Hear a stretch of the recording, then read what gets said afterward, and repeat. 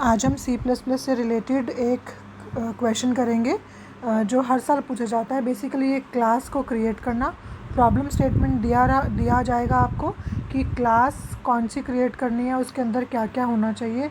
बिल्कुल simple question अगर आप ध्यान से करें और बिल्कुल आपको एक तरीके से आंसर क्वेश्चन में ही दिया हुआ है, आपको एक्स्ट्रा एफर्ट करने की कोई ज़रूरत नहीं है। बेसिकली क्लास बनती कैसे है इस चीज़ का आपको ध्यान रखना है। पहला एग्जाम्पल बैट्समैन क्लास का लेते हैं, जिसमें प्रॉब्लम में दिया गया है कि बैट्समैन का फर्स्ट नेम और लास्ट नेम होना चाहिए, कितने रन्स उसने स्कोर किए हैं वो होना चाहिए, एक फंक्शन होना चाहिए इनिशियलाइज़ करने के लिए, एक अपडेट रन्स करने के लिए और एक डिस्प्ले करने के लिए फंक्शंस।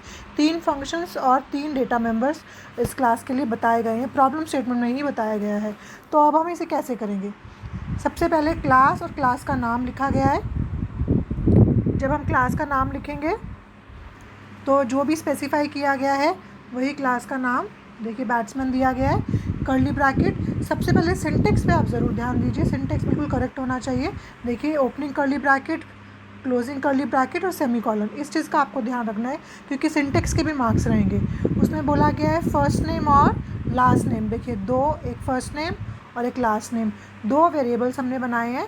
जैसा आपको आइडेंटिफायर में पता ही है कि अंडरस्कोर गैप नहीं होना चाहिए, अंडरस्कोर आप यूज़ कर सकते हो, ठीक है। तो फर्स्ट अंडरस्कोर नेम के नाम से और एरे बनाया गया है।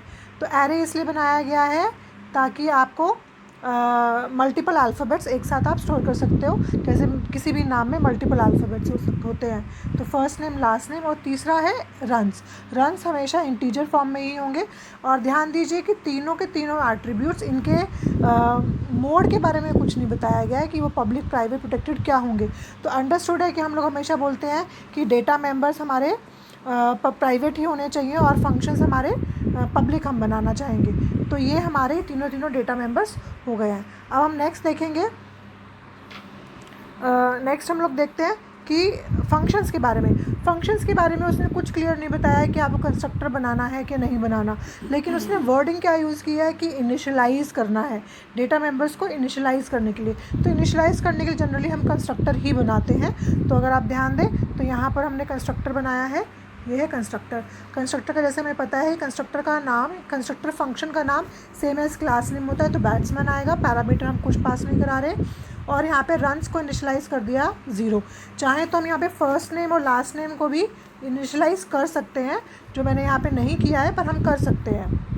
नेक्स्ट है हमारा 2 फंक्शंस और उसने बोला है, वॉइड अपडेट करने के लिए, डिस्प्ले करने के लिए। तो अपडेट करने वाले के लिए अपडेट रन्स के नाम से फंक्शन बनाया है और वो इंटीजर पैरामीटर एक्सेप्ट कर रहा है कि अभी कितने रन बना चुके हैं। इसमें भी बहुत वेरिएशंस हो सकती हैं, पर वो कोई प्रॉब्लम नहीं कि आप कौन सी वेरिएशन चूज़ करते हो, लेकिन इंपॉर्टेंट ये है कि जो भी वेरिएशन आप चूज़ करते हो उसकी इम्प्लीमेंटेशन करेक्ट होनी चाहिए।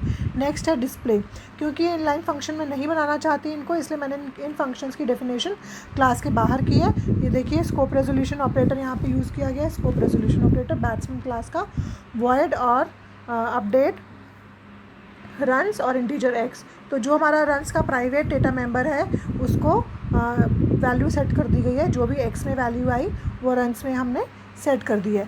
नेक्स्ट फंक्शन है डिस्प्ले में हमारे पास क्योंकि 3 डेटा मेंबर्स है, फर्स्ट नेम, लास्ट नेम और रन्स, इन तीनों को सिंपली डिस्प्ले करा दिया गया है। सी आउट फर्स्ट नेम, सी आउट ये जो मैंने यहाँ पे डबल कोट्स में स्पेस दिया है, स्पेस के लिए first name space last name और फिर रन्स इज इक्वल टू ये आपकी क्लास की डेफिनेशन हो गई है। अब आप ध्यान दीजिए, मैंने यहाँ पे वॉइड मेन फंक्शन नहीं बनाया है। डिपेंडिंग ऑन मार्क्स, अगर ज़्यादा मार्क्स का क्वेश्चन है तो आइडियली आपको वॉइड मेन बनाना चाहिए। उसमें कुछ भी नहीं करना, वॉइड मेन के अंदर या इंट मेन के अंदर आपको ऑब्जेक्ट क्रिएट करना है और ऑब्जेक्ट क्रिएट करने के बाद फंक्शंस को कॉल करके दिखाना है। जब ऑब्जेक्ट क्रिएट होगा तो कंस्ट्रक्टर फंक्शन ऑटोमेटिकली, बैट्समैन जो कंस्ट्रक्टर फंक्शन है ये ऑटोमेटिकली कॉल हो जाएगा और बाकी दोनों फंक्शन को डॉट ऑपरेटर की सहायता से आप कॉल करके दिखाएंगे। सिमिलरली मैंने 2 एग्जाम्पल्स और लिए हैं ताकि आपको अच्छे से क्लियर हो जाए।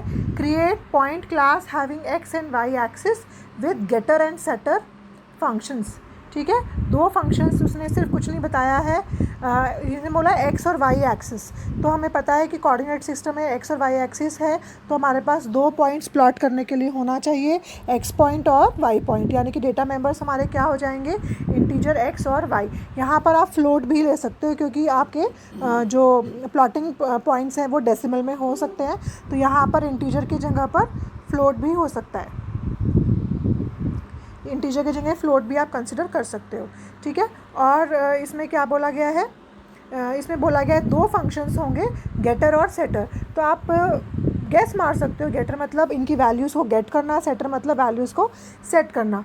ठीक है, अब यहाँ पे कुछ भी इनिशियलाइज़ करने के लिए नहीं बोला गया है, कंस्ट्रक्टर के बारे में कुछ नहीं बोला गया है, बट आइडियली कहा जाता है कि कंस्ट्रक्टर आपको अपना बनाना चाहिए। तो यहाँ पे एक पॉइंट के नाम से कंस्ट्रक्टर बनाया है क्योंकि क्लास का नाम भी पॉइंट है, और एक्स और वाई को इनिशियलाइज़ कर दिया है 0 से। नेक्स्ट आपके गेटर और सेटर फंक्शंस हैं जिनको हमने क्लास के बाहर डिफाइन किया है, यहाँ पे सिर्फ डिक्लेयर किया है। और सेटर फंक्शन क्योंकि एक्स और वाई की वैल्यू सेट करेगा, इंटीजर ले लिया है। अगर आप यहाँ पर फ्लोट करेंगे, ध्यान दीजिए, तो यहाँ पर और यहाँ पर भी फ्लोट ही आएगा। नेक्स्ट है आपका क्लास। देखिए क्लास डेफिनेशन क्लोज हो गई है, ये क्लास डेफिनेशन क्लोज हो गई है। क्लास के बाहर स्कोप रेजोल्यूशन ऑपरेटर की सहायता से हम दोनों फंक्शंस को डिफाइन कर रहे हैं, सेटर और गेटर। ठीक है, सेटर फंक्शन में आप देखिए दो वैल्यूज़ ले रहा है, ए और बी, एक्स को ए वैल्यू असाइन कर दी और वाई को बी वैल्यू असाइन कर दी। सिमिलरली गेटर फंक्शन में डिस्प्ले करा रहा है एक्स और वाई की वैल्यू। बहुत सिंपल है, यहाँ पर भी अगर वॉइड में आप फंक्शन लिख सकते हैं। Third example, read and print class student details using 2 classes. देखिए यहाँ पे थोड़ा सा आपको एफर्ट करना पड़ेगा सोचने के लिए, तो आप रियल टाइम में अगर सोचने की कोशिश करेंगे प्रॉब्लम स्टेटमेंट क्या कहना चाह रहा है, तो लाइफ आपकी ईजी हो जाएगी। वो बोल रहा है एक स्टूडेंट की डिटेल्स, आपको एक स्टूडेंट क्लास बनानी है, तो स्टूडेंट क्लास में आप सिंपली मिनिमम से मिनिमम डेटा मेंबर्स को लेके चलेंगे तो क्या आएगा, स्टूडेंट का नाम और उसका रोल नंबर। ठीक है, उसके बाद वो बोल रहा है यूजिंग 2 क्लासेस, यानी कि स्टूडेंट क्लास के अलावा एक क्लास और होनी चाहिए, और वो क्या करेगी बेसिकली, डिटेल्स। तो हम सिंपल सा लॉजिक लगा सकते हैं, हमारे पास एक क्लास है जो डिपिक्ट करती है मोर देन 1 स्टूडेंट को। जैसे आप जो क्लासरूम स्टडी आप करते हो, आपके क्लास के अंदर बहुत सारे स्टूडेंट्स होते हैं।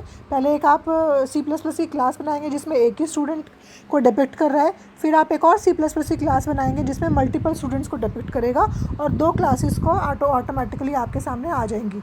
So let us understand this. पहले क्लास बनाई है क्लास स्टूडेंट, उसके अंदर 2 डेटा मेंबर्स लिए हैं, नेम, स्टूडेंट का नाम क्या है और उसका रोल नंबर क्या है। दोनों बाय डिफ़ॉल्ट, जैसा मैंने बोला आपको पहले भी, कि डेटा मेंबर्स को हम लोग प्राइवेट एज्यूम करके चलते हैं to be on safer side, दोनों को प्राइवेट बना लिया है।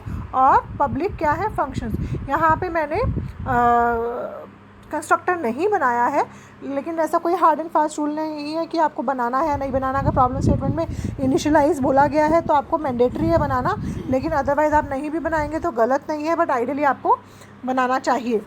ठीक है, सॉरी फॉर दिस। इसके बाद मैंने यहाँ पे गेट और सेट फंक्शंस को डिफ़ाइन नहीं किया है, क्योंकि जैसा बिल्कुल लास्ट प्रॉब्लम में था वैसे ही गेट और सेट फंक्शंस काम करेंगे।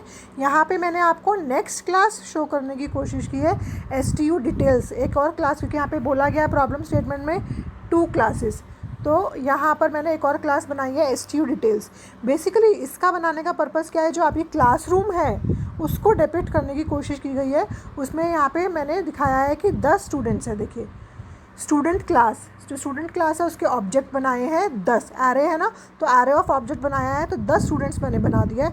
हर स्टूडेंट का क्या होगा, नाम होगा, रोल नंबर होगा। तो ऑब्जेक्ट 1, ऑब्जेक्ट 2, ऑब्जेक्ट 3 ऐसे करके 10 ऑब्जेक्ट बन गए हैं, और उनका नाम और रोल नंबर होंगे। और पब्लिक में आपके फंक्शंस ऐसे ही आएंगे कि आपको सारी की सारी क्लास के डेटा मेंबर्स को डिस्प्ले कराना है या फिर उनकी वैल्यू सेट करानी है, तो आपके यहाँ पे पब्लिक में वो फंक्शंस आ जाएंगे।